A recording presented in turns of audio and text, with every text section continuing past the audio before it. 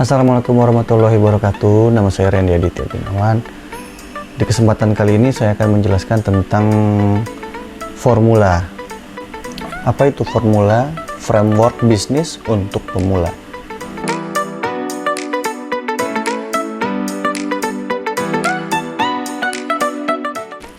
Apa saja 7 formula buka langsung laris? Yang pertama adalah membidik pasar potensial. Yang kedua adalah produk yang ngangenin. Yang ketiga adalah kemasan yang pertama diambil. Yang keempat adalah merek yang ngetop. Yang kelima adalah saluran distribusi sama dengan promosi. Yang keenam adalah penyebar virus. Yang ketujuh adalah lompatan konversi.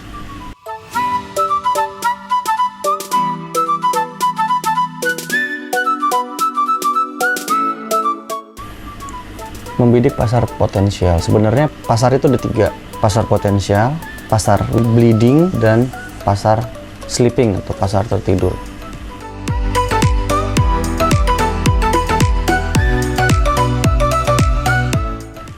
Pasar potensial, barrier to entry-nya agak tebal, ada beberapa pemainnya, dan belum ada merek yang terkenal. Pasar bleeding adalah di mana orang-orang menjual produk yang sama, yang barrier to entry-nya tipis, semua orang bisa melakukan, jadinya banting-bantingan harga. Pasar yang tertidur adalah yang belum ada peminatnya, harus dibuat dulu, ini membutuhkan waktu yang lebih lama. Ciri-cirinya pasar potensial adalah di produk tersebut belum ada merek yang terasosiasikan dengan produk tersebut.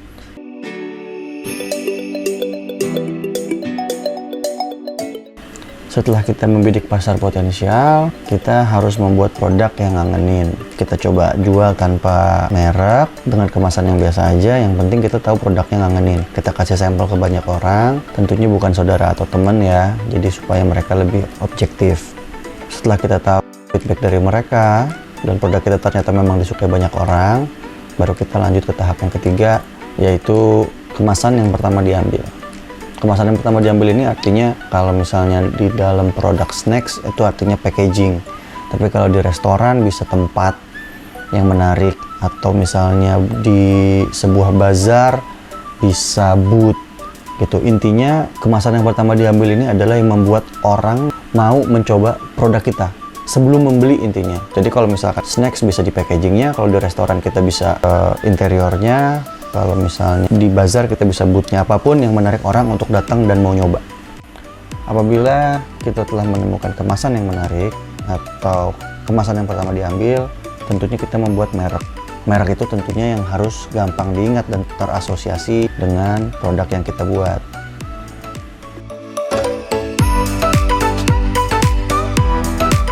Lalu apa aja syaratnya untuk memilih merek yang ngetop?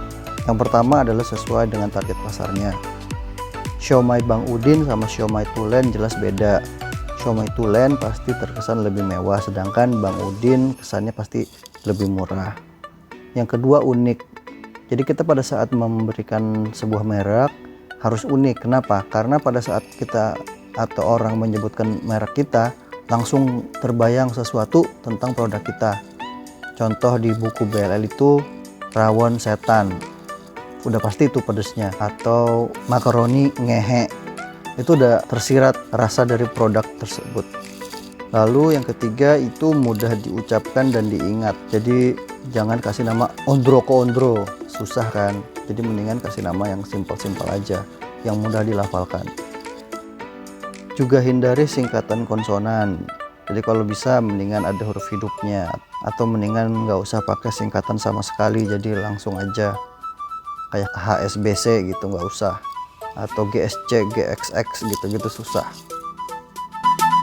Hindari angka, kayak misalnya di Lampung ada pempek 88, pempek 78, atau pempek 58. Kita nggak tahu mana yang duluan, mana yang enak, semuanya kesannya sama, 8 semua, kan susah. Yang keenam adalah terasosiasi oleh diferensiasi. Kayak tadi rawon setan udah pasti pedas, jadi jangan ngarepin yang manis-manis. Sate Padang, jadi jangan ngarepin sate Madura pada saat ke situ. Yang ketujuh adalah kata kunci, misalnya sate kambing gitu. Itu jelas jualannya sate kambing, walaupun di dalamnya situ ada sate sapi mungkin, atau ada sate ayam bisa aja, tapi dia pakai kata kunci sate kambing. Apabila keempat syarat tadi sudah terpenuhi, pasar masuk potensial sudah, produknya udah ngangenin, kemasan udah baik, merek juga sudah bagus, berarti kan udah saatnya kita mencari reseller atau distributor. Dengan distributor ini juga menjadi channel promosi kita. Jadi dengan mereka menjual produk kita, mereka secara otomatis akan mempromosikan produk yang mereka punya. Tentunya itu adalah sebuah promosi untuk kita juga. Lalu kita juga bisa mengakselerasi dengan penyebar virus. Ini bisa dilakukan dengan endorsement kepada bintang, bisa melalui sosial media, bisa juga masuk ke komunitas-komunitas. Tujuannya adalah membuat orang penasaran dan mengunjungi website kita, Instagram kita, atau bahkan ingin membeli produk kita. Jadi harus dibuat semenarik mungkin, seunik mungkin dengan konsep yang akan kita buat.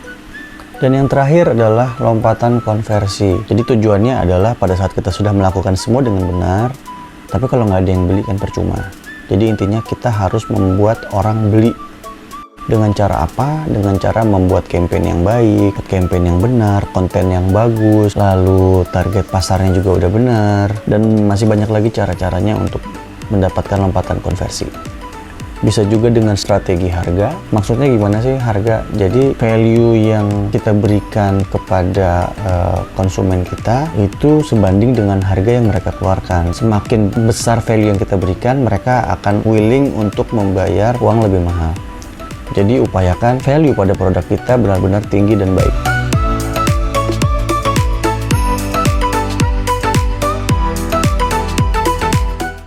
Demikian video ini saya buat, mudah-mudahan kontennya tepat dan membawa manfaat. Assalamualaikum warahmatullahi wabarakatuh.